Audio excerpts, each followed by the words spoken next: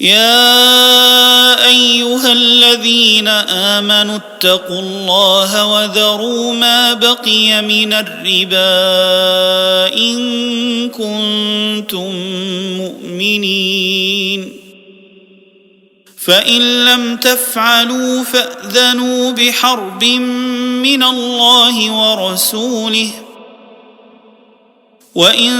تبتم فلكم رؤوس أموالكم لا تظلمون ولا تظلمون. وإن كان ذو عسرة فنظرة إلى ميسرة، وأن تصدقوا خير لكم إن كنتم تعلمون. واتقوا يوما ترجعون فيه إلى الله ثم توفى كل نفس ما كسبت وهم لا يظلمون. يا أيها الذين آمنوا إذا تداينتم بدين إلى أجل مسمى فاكتبوه، وليكتب بينكم كاتب بالعدل، ولا يأب كاتب أن يكتب كما علمه الله، فليكتب وليملل الذي عليه الحق وليتق الله ربه ولا يبخس منه شيئا، فإن كان الذي عليه الحق سفيها أو ضعيفا أو لا يستطيع أن يمل هو فليملل وليه بالعدل، واستشهدوا شهيدين من رجالكم، فإن لم يكونا رجلين فرجل وامرأتان ممن ترضون من الشهداء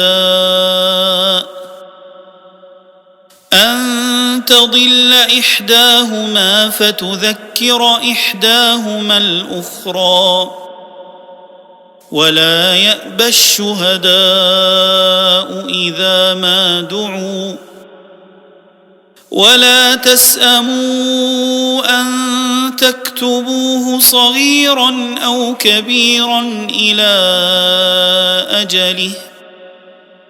ذلكم أقسط عند الله وأقوم للشهادة وأدنى ألا ترتابوا، إلا أن تكون تجارة حاضرة تديرونها بينكم فليس عليكم جناح ألا تكتبوها، وأشهدوا إذا تبايعتم، ولا يضار كاتب ولا شهيد، وإن تفعلوا فإنه فسوق بكم، واتقوا الله ويعلمكم الله، والله بكل شيء عليم. وإن كنتم على سفر ولم تجدوا كاتبا فرهان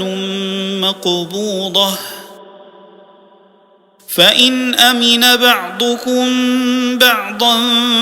فليؤد الذي اؤتمن أمانته وليتق الله ربه، ولا تكتموا الشهادة، ومن يكتمها فإنه آثم قلبه، والله بما تعملون عليم. لله ما في السماوات وما في الأرض، وإن تبدوا ما في أنفسكم أو تخفوه يحاسبكم به الله فيغفر لمن يشاء ويعذب من يشاء والله على كل شيء قدير. آمن الرسول بما أنزل إليه من ربه والمؤمنون كل آمن بالله وملائكته وكتبه ورسله لا نفرق بين أحد من رسله وقالوا سمعنا وأطعنا غفرانك ربنا وإليك المصير. لا يكلف الله نفسا إلا وسعها لها ما كسبت وعليها ما اكتسبت ربنا لا تؤاخذنا إن نسينا أو أخطأنا ربنا ولا تحمل علينا إصرا كما حملته على الذين من قبلنا ربنا ولا تحملنا ما لا طاقة لنا به واعف عنا واغفر لنا وارحمنا أنت مولانا فانصرنا على القوم الكافرين.